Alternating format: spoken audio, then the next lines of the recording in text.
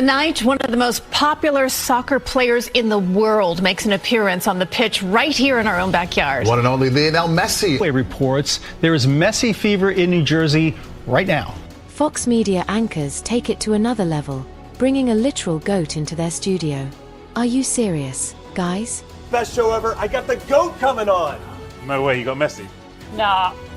Jimmy, seriously, you're really gonna roll that tape when you slide tackle Messi? Dude, keep it cool for once. Come on, Why bro. wouldn't I, though?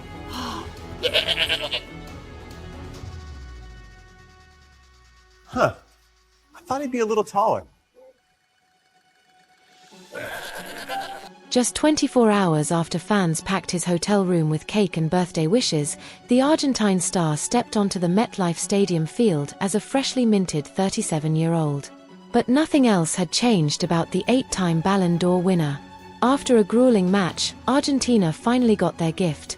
Messi delivered a corner, and Lautaro Martinez capitalized on a late rebound to secure a 1-0 win over Chile in New Jersey. You were always going to need the touch of Lionel Messi and the drama of Lionel Messi. Well, there was some of that because, oh, by the way, Lionel Messi, he was injured in this game. He was being massaged, that right leg, everybody concerned. And yet, on one leg, the guy is running circles around people. When he decided to run, he wasn't running all the time. I'll tell you that much as well. There was enough in this game to go around, and eventually the right team won because Argentina did create multiple opportunities. They did create chances. They did take on the responsibility, and they did score a goal. In the midst of Argentina's celebration, goalkeeper Emiliano Martinez took things to another level. He ran straight to the stands where Chilean fans were and, with a leap onto the ball, shouted the goal right at the rival supporters who had been taunting him all match. The moment instantly went viral across social media, sparking controversy over Martinez's fiery reaction. With this result, Argentina advances as group leaders with a perfect record, while Chile now faces a must-win clash against Canada in their final Copa America group stage match. Still in the match, if you look the amount of times in which his little touches, the decisions, the splitting passes, how that breaks Argentina in space, whether that's going towards goal, whether that's switching the point of attack, whether that's just starting the attack with a little combination. We saw enough of that from Lionel Messi that if you appreciate the game, not just the goals, but the game itself, you would notice how all those touches put Di Maria through. They put Lautaro Martinez through. They put Julian Alvarez through. They put McAllister into an attacking position. And it happened regularly through the game.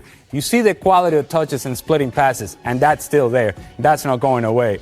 And I'm sure that I can trust Lionel Messi to finish a 1v1 opportunity at some point in this competition. How about Leo Messi? Okay, all right. Yeah, how do you slow him down? How can you stop him? This is the riddle that has baffled managers for the last 2 decades. So far, the only solutions they've found are to catch him, drag him, or, as a last resort, take him down. Scrap with the best of them. They can take the hits, as Dalton did, but they only take so much, and then they start giving back. And when I say take the hits, it's not just, the big rough and tough type of guys that are taking the hits. The GOAT out there is taking hits. And the only way that Chile was ever going to, this version of Chile, was ever going to find a way past this version of Argentina was to just kick them all day. And that's what they did. Lionel Messi's impact on American soccer has been nothing short of spectacular. Stadiums are packed, jerseys are flying off the shelves, and the atmosphere is electric every time he steps onto the pitch. The sight of thousands of fans donning Messi jerseys and waving Argentine and Inter Miami flags has become the norm. His influence transcends the game, turning him into a cultural icon in the US. In the Copa America, every Argentina match feels like a home game for Messi. This team in particular is feeding up what they're living right now. They're world champs, Copa America defending champions. And you can tell what is happening in every stadium that they play. Everybody wants to see Messi live. So it's home game for them every time they play. You look at what happened. I saw the images earlier in Times Square. It was unbelievable. So they want to ride that way. They want to ride that moment. And I think he's feeling it. He wants to give back something to the fans, that everybody that's showing up to the stadium. So I'm just excited to see him play. And it's a one-in-a-lifetime opportunity. Sold out stadium as well. Sold out stadium? Yes, yeah, crazy. Absolutely. There. So MetLife Stadium, 80,000 people, everybody going crazy. We saw the scenes down in Times Square before, so it was a thing. It was a place to be seen, to see the GOAT. That's right, Maurice and Christine. We spoke to fans who've been tailgating since about 11 o'clock this morning, way ahead of tonight's 9 o'clock game. But at this hour, you're going to see a lot of this. Grilling. People all over the parking lot just getting ready. What are you grilling here? We're grilling entraña. In English, it's skirt steak. And so, how far did you guys come from? We came from West Palm Beach, Florida. And my brother here came from Canada. And you guys drove? No, we flew. We flew from Atlanta, from the last game. I see, I see. Yeah, we're following the team all around. All around. We're hearing a lot of that. And look behind me here, Christina and Maurice.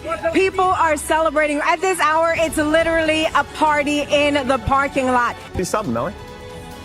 Well, we got to ask the other GOAT here. It's been, what, 40 years people trying to stop him, and they haven't, you know what I mean? It just, and you would think that with age, you know, you get slower and you can stop him easier. But look, yes, he has got a little bit slower, but he's figured out a way to manage his own game and have the players that surround him support him. And that's what's really, you know, made this team so brilliant.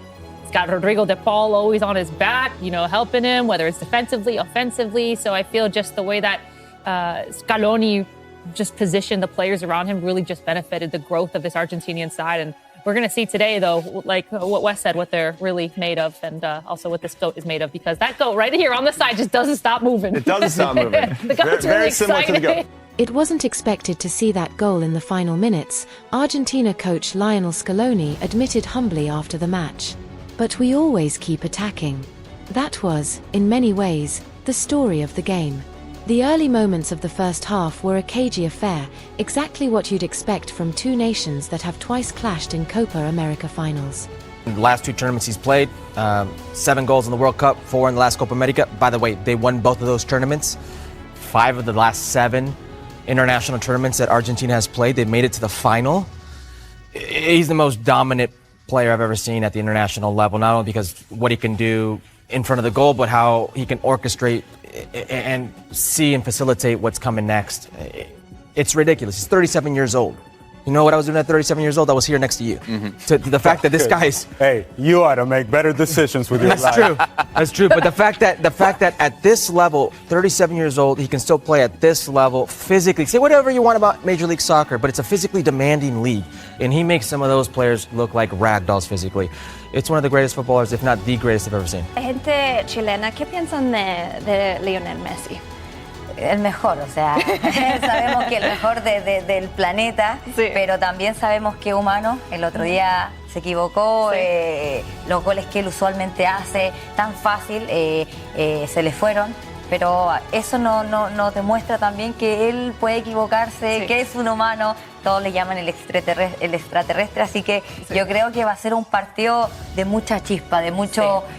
¿Te recuerdas que en Copa América del 2015? Sí, eso 2016, Chile le ha ganado a Argentina para ganar la Copa América. Fueron a penales, pero fue un partido difícil. Yo creo que acá eso va a ser muy importante, que tengan más hambre y más deseo de ganarlo.